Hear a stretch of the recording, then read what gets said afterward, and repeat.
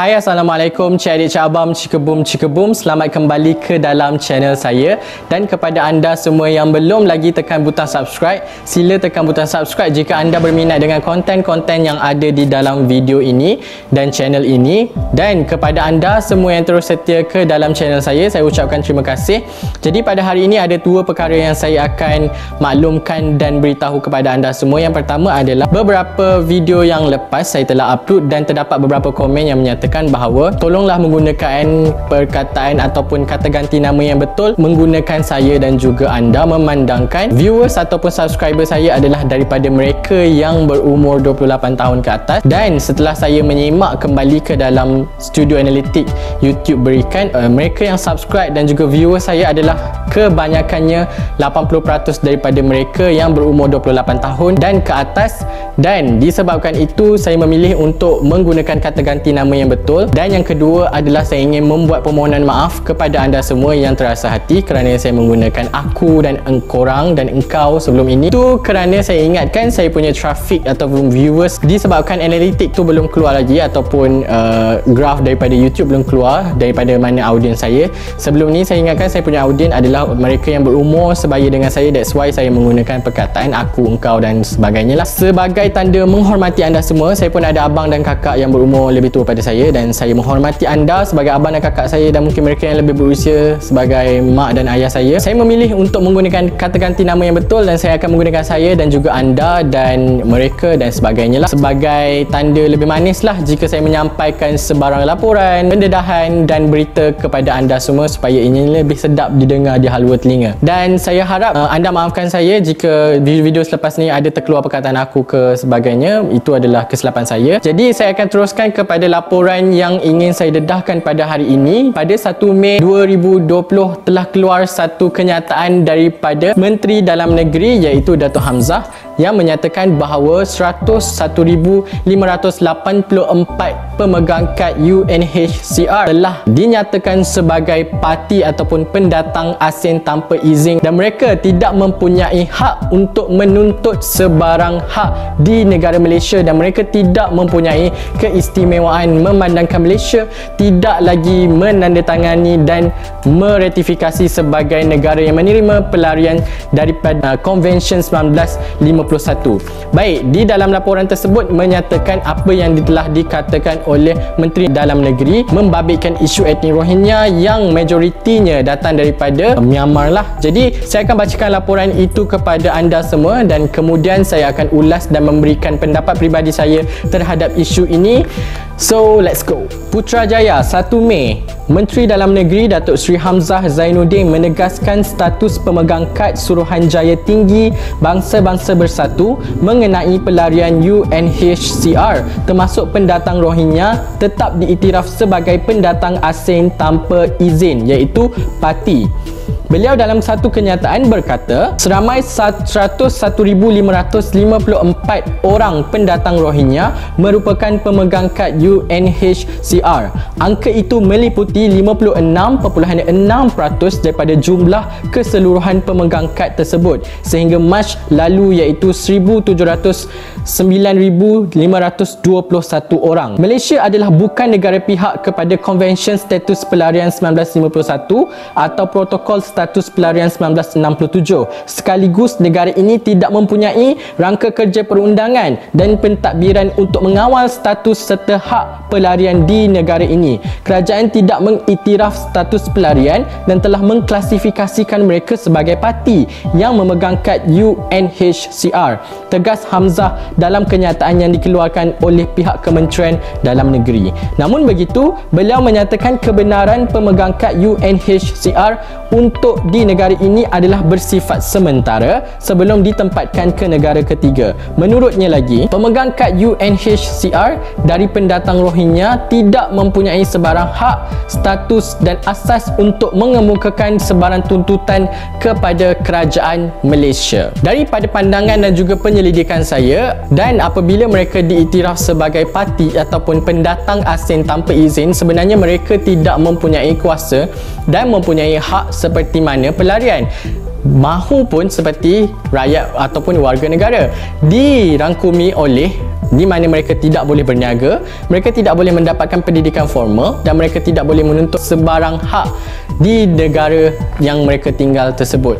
Dan memandangkan Malaysia tidak meratifikasi Convention 1951, jadi Malaysia mempunyai pendirian bahawa mereka yang datang ke negara ini walaupun dibantu atas dasar kemanusiaan adalah pendatang asing tanpa izin.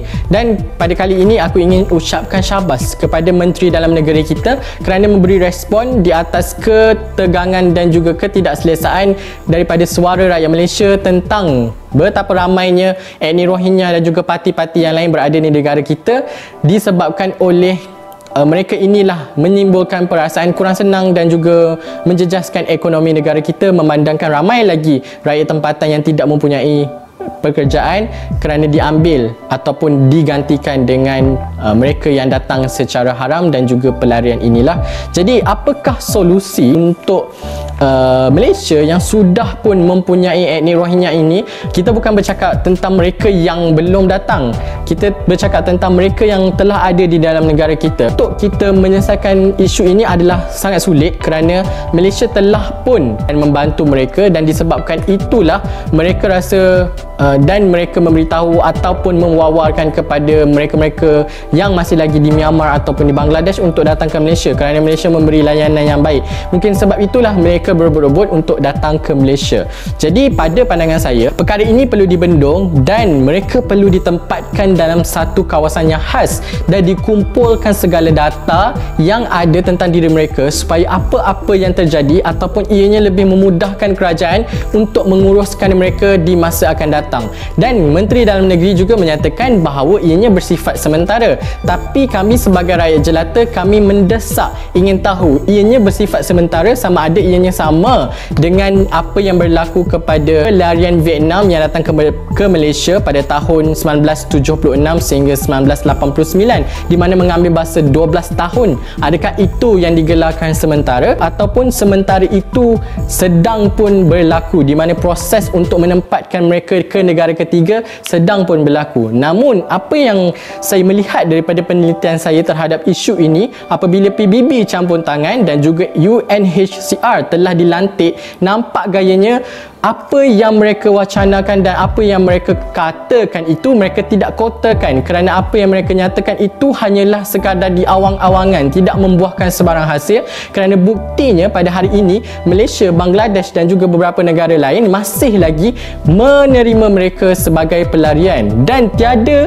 sebarang tekanan yang hebat pun diberikan kepada kerajaan Myanmar. Pada pendapat saya, kerajaan perlu mendesak PBB dan hentikan UNHCR yang menjadi lembaga kepada PBB untuk menyatakan bahawa mereka membantu etnik Rohingya dan juga pelarian di negara-negara Malaysia dan negara-negara lain. Namun mereka sebenarnya gagal menjalankan tugas mereka dan sebenarnya kita perlu mendesak negara Myanmar itu sendiri dan juga PBB perlu mendesak Myanmar untuk mengambil kembali pelarian ini kerana masalah ini datang daripada mereka. Bukan kita create masalah ini cuma di atas dasar kemanusiaan, kita bantu mereka. Namun apabila kita bantu, makin ramai pula yang datang. Dan bukan itu saja, saya berpendapat bila mereka sudah ambil, kita perlu menuntut ganti rugi di atas kos yang telah dikeluarkan oleh negara-negara yang menerima mereka ini sebagai pelarian ataupun mereka yang lari daripada perang. Itulah sepatutnya yang dilakukan oleh negara Malaysia kerana kita telah mengeluarkan duit kita sendiri ataupun kita telah mengeluarkan wang negara. Ada kedengaran daripada sumber-sumber yang menyatakan UNHCR mengeluarkan duit, PBB salurkan dan juga kerajaan Arab Saudi juga memberikan 50 juta kepada UNHCR dan juga kepada Malaysia untuk membantu pelarian etnik Rohingya ini. Namun ianya indah kabar daripada rupa, tak nampak pun duit tu di mana dan ianya ibarat hilang di telan masa. Dan setakat itu saja saya punya ulasan. Saya ingin mendengar anda punya pandangan dan anda perlu faham apabila saya katakan ianya pandangan, ianya adalah pandangan peribadi saya. Saya membenarkan anda untuk memberi pandangan anda di komen kerana kita ada dua hala communication ataupun pemikiran dua hala di mana anda ada pendapat anda dan saya ada pendapat saya dan tak semestinya pendapat saya betul dan tak semestinya pendapat anda itu salah. Kita bercakap tentang sesuatu isu adalah untuk mencari jalan penyelesaian, dan jika tiada pendapat daripada anda semua, kita tak boleh membuat sebarang penyelesaian dan kita tak boleh suarakan apa yang kita rasa itu di wacana yang betul. Jadi pesan saya kepada menteri ataupun mereka yang terlibat untuk menguruskan etnik Rohingya ini, jangan sampai apa yang dikejar tak dapat, yang digendong berciciran. Setakat itu sahaja. Selamat berpuasa, stay safe, stay at home, dan kita berjumpa lagi dalam kupasan yang terbaru yang saya akan berikan tentang UNHCR dan juga tentang beberapa isu lagi tentang etnik Rohingya selepas ini. Dan stay tune. Terima kasih kepada anda semua. Kepada anda yang lupa untuk subscribe tadi, sila boleh tekan butang subscribe, dan Assalamualaikum.